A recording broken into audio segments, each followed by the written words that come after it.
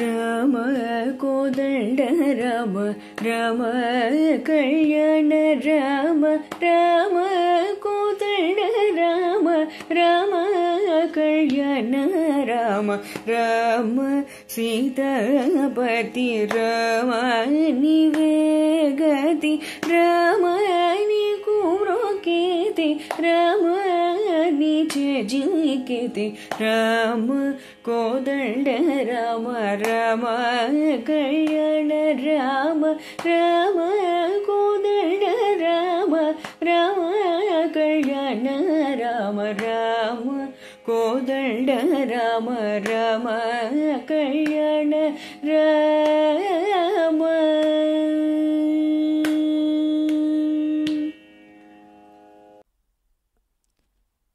శ్రీ శ్రవణ ఛానల్కి చిన్నారులందరికీ శ్రోతలందరికీ కూడాను మరొకసారి స్వాగతం. కోదండరామ కళ్యాణరామ సుగుణాల రామ అంటూ ఆయన్ని ఎంత కీర్తించినా మనం అది తక్కువే అవుతుంది. ఆ రాముడి యొక్క తత్వంలో ఉన్న రమణీయత మనం ఎన్నిసార్లు పలికినా కూడాను తరగదనమాట.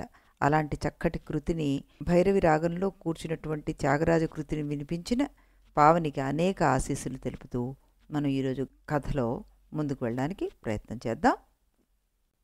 అందులో నిన్న శ్రీరాముల వారికి ఈ వ్యాస పరంపర గురించి చెప్పడమే కాకుండా శుకుడికి ముందు మోక్షం ఎందుకు వచ్చింది, వ్యాసుల వారు ఇంకా జన్మలు ఎందుకు ఎత్తుతున్నారు అన్నదానికి కూడా వివరణ ఇచ్చిన తర్వాత ఈ మాయ అనే దాన్ని మనంతట మనం తొలగించుకోవాల్సిందే కానీ దానంతటది వెళ్ళదు అన్నది కూడాను బోధపరిచారు. బోధపరిచిన తర్వాత వశిష్ఠ మహర్షి పురుష ప్రయత్నానికి మొట్టమొదటి స్థానాన్ని ఇచ్చారు కదా, అందు నిమిత్తమైన 6 సర్గల్ని ఇక్కడ మనకి కేటాయించి దాని గురించి చెప్తున్నారు. అంటే ఇదేమీ చిన్న విషయం కాదనమాట.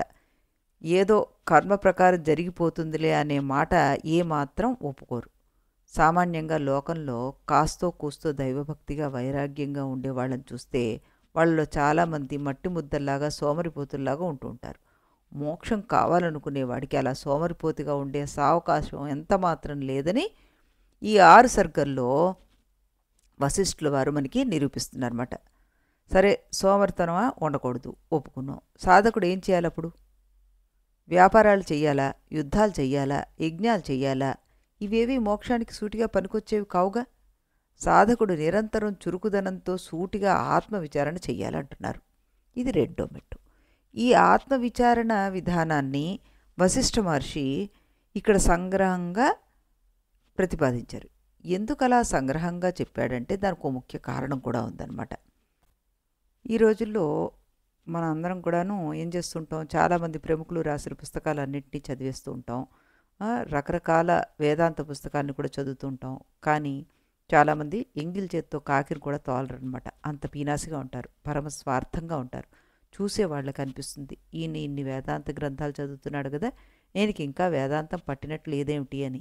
నిజమే, ఆయనకేమీ వేదాంతం పట్టలేదు. ఎందుకంటే వేదాంతం వంట పట్టాలి అంటే ముఖ్యంగా కావాల్సింది గ్రంథాలు చదవడం కాదు. చదవడం కన్నా ముఖ్యమైన 4 మెట్లు ఉన్నాయి. వాటిని వశిష్ఠ మహర్షి తన బోధనా ప్రణాళికలో 2వ మెట్టు కింద స్వీకరించారన్నమాట. ఆ 4 అంశాలు ఏంటంటే శమము, ఆత్మవిచారణ, సంతోషము, సత్సంగం. ఇవి 4 కలిసినప్పుడు ఆత్మవిచారణ ఫలవంతం అవుతుంది అంటున్నారు. ఈ మిగిలిన అంశాలకు కూడా ప్రాధాన్యత ఇచ్చేందుకు వశిష్ఠ మహర్షి ఇక్కడ ఆత్మవిచారణను మాత్రం సంగ్రహంగా ప్రతిపాదించారు.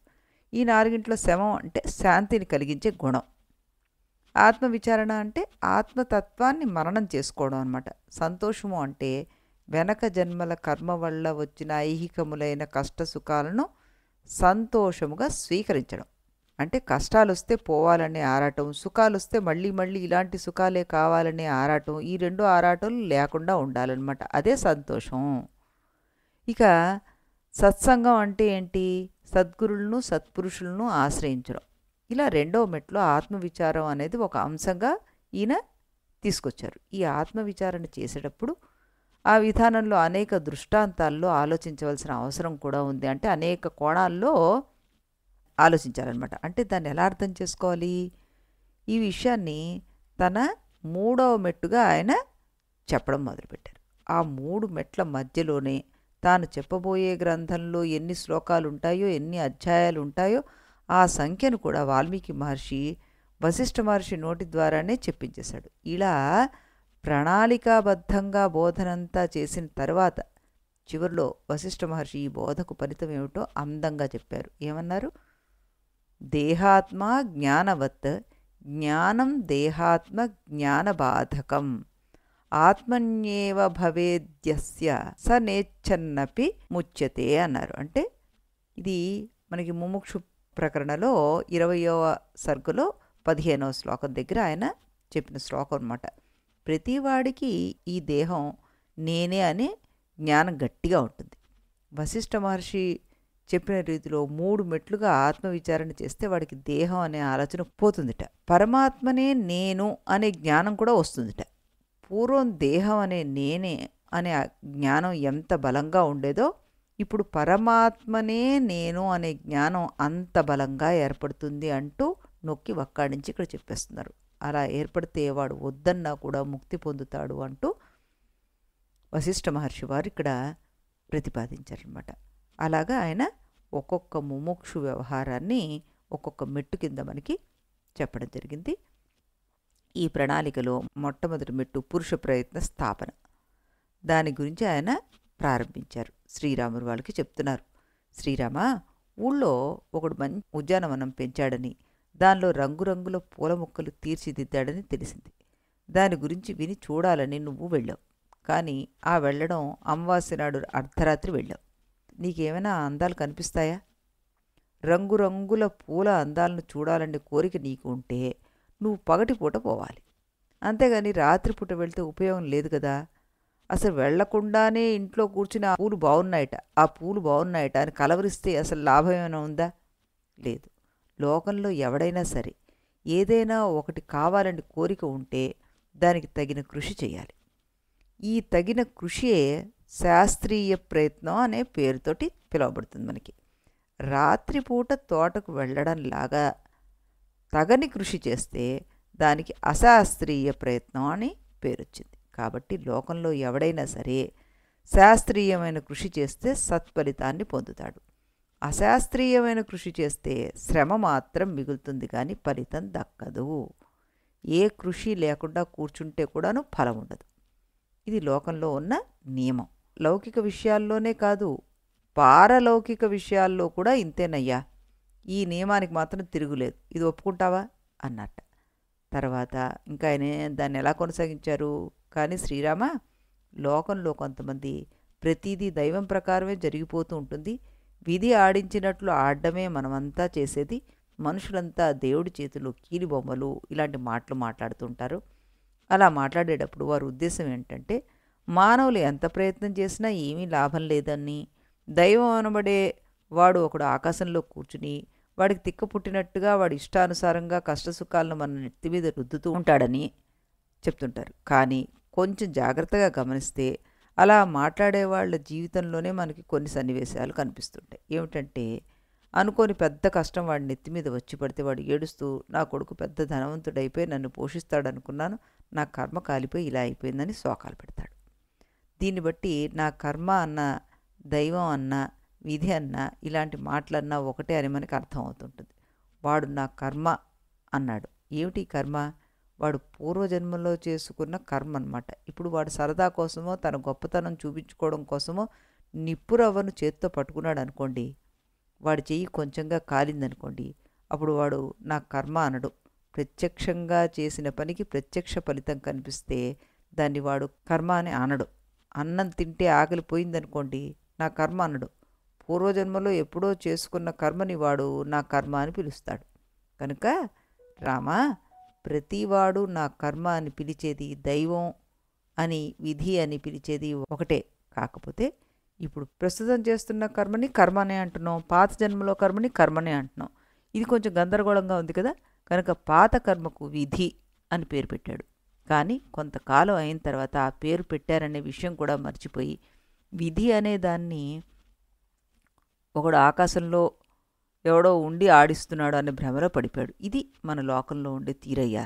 కనుక రామ, సరిగ్గా పరిశీలించి చూస్తే పూర్వం చేసుకున్న కర్మ ఇప్పుడు చేస్తున్న కర్మ అని 2 రకాల కర్మ ఉందే తప్పితే విధి అనేది ఏమీ లేదు. అది పేరు మాత్రమే. ఎప్పుడైనా సరే నీ కర్మతో నువ్వే ఫలితాలు సాధించాలి. ఈ నియమానికి తిరుగులేదు. నువ్వు చేసే పని ఉందే దానికి మరో పేరు పురుష ప్రయత్నం, దానికి మరో పేరు పురుషాహంకారం, మరో పేరు పురుషార్థం, మరో పేరు పౌరుషం. పౌరుషం అంటే మగతనం అని పిలుస్తున్నారు, కానీ పౌరుషం అనే పదానికి శాస్త్రీయమైన అర్థం పురుష ప్రయత్నం అని. రామ, ఈ పురుష ప్రయత్నాలు 2 రకాలుగా ఉంటాయి అయ్యా. ఉచ్ఛాస్త్ర పురుష ప్రయత్నం, శాస్త్రిత పురుష ప్రయత్నం. ఉచ్ఛాస్త్రం శాస్త్రితం చేతి ద్వివిధం పౌరుషం స్మృతం తత్రోచ్ఛాస్త్రమనర్థాయ పరమార్థాయ శాస్త్రితం. ఉచ్ఛాస్త్ర పురుష ప్రయత్నం అంటే నియమ నిబంధనలు లేకుండా రాత్రిపూట తోటకు వెళ్ళడం లాంటి పని. దానివల్ల ఫలితం లేని శ్రమ మిగులుతుంది. అక్కడితో ఆగినా పర్వాలేదు, కానీ ఒక్కోసారి ప్రాణాంతకమైన ప్రమాదాలు నెత్తిన పడుతూ ఉంటాయి. ఒకడికి నది దాటాలని ఉంటుంది, దగ్గరలో వంతెన లేదు, వాడికి ఈత రాదు, అయినా సరే నదిలోకి దూకాడు అనుకోండి, అది ఉచ్ఛాస్త్ర పురుష ప్రయత్నం. అలాంటి ప్రయత్నం ఎవరు చేయరు. శాస్త్రిత పురుష ప్రయత్నం అంటే ఏ ఫలితం కావాలంటే ఏ పని ఎలా చేయాలో ఆ వివరాలు శాస్త్రాల్లో ఉంటాయి. ఆ శాస్త్రాల ప్రకారం చేస్తే ఆ పనిని శాస్త్రిత పురుష ప్రయత్నం అంటారు. పరమ పురుషార్థాల్లో విషయంలో కూడాను ఈ శాస్త్రిత పురుష ప్రయత్నమే అనుకున్న ఫలితాన్ని సాధించగలుగుతుంది అంటూ ఆయన చెప్పడం జరిగిందనమాట. శ్రీరామ, ఇందాక కర్మ గురించి చెప్పుకుంటూ ఉన్నాం కదా మనం. ఇప్పుడు చేసే కర్మ, వెనక జన్మలో చేసిన కర్మ అని 2 రకాల కర్మల గురించి చెప్పాం. ఒక్కొక్కప్పుడు ఈ 2 కర్మలు ఒకదానికొకటి అనుకూలంగా ఉంటాయి. ఒకడు మంచి కుటుంబంలో పుట్టాడు, వాడిని మంచి బడిలో వేశారు, వాడు ఇప్పుడు మంచి చదువు చదువుతున్నాడు. వాడు వెనకటి జన్మలో కూడా మంచి విద్యకు అనుకూలమైన కర్మం చేశాడు. అప్పుడు ఆ పాత కర్మ ఈ కొత్త కర్మ 2 ఒకదానికొకటి అనుకూలమై వాడు ఈ జన్మలో సులభంగా మంచి పండితుడు అవుతాడు. ఒకప్పుడు పాత కర్మ కొత్త కర్మ ఒకదానికొకటి ఎదురుపడి పొట్టేళ్లా కొట్టుకుంటున్నట్టుగా కొట్టుకుంటాయి. ఉదాహరణకి ఆ పై ఉదాహరణలోనే వాడిప్పుడు మంచి పాఠశాలలో చదువుకుంటున్నాడు, కానీ పూర్వజన్మలో వాడు పాఠశాలలు తగలబెట్టి పుస్తకాలు తగలబెట్టి అరాచకాలు చేసున్నాడు అనుకో. ఆ కర్మ వాడికి ఇప్పుడు విద్య రాకుండా అడ్డుపడుతూ ఉంటుంది. అనగా మంచి పాఠశాలలో చదవడం అనే కర్మ వాడికి చదువు వచ్చేట్టు కృషి చేస్తూ ఉంటుంది. ఇప్పుడు పాత కర్మ కొత్త కర్మ ఒకదానికొకటి విరోధులై కుస్తీ పడుతూ ఉంటాయి. పొట్టేళ్ళు పోట్లాట్లో ఏ పొట్టేలుకు బలం ఉంటే అది గెలుస్తుంది. అలాగే ఒక్కోసారి పాత కర్మే జయిస్తుంటుంది, ఒక్కోసారి కొత్త కర్మ జయిస్తుంది. ఒక్కోసారి 2 సమబలంతో ఉండి ప్రత్యేక ఫలితం ఏమీ కనిపించదు. లోకంలో శాస్త్రం ప్రకారం నియమబద్ధంగా జీవించే వాళ్లకు కూడాను రోగాలు మొదలైన కష్టాలు వస్తూనే ఉంటాయి. అంటే అక్కడ వెనకటి కర్మ బలంగా ఉండి జయిస్తోంది అని అర్థం చేసుకోవాలి మనం. ఈ విషయం మనం తెలుసుకోవడం వల్ల మనకు వచ్చిన ప్రయోజనం ఏమిటి?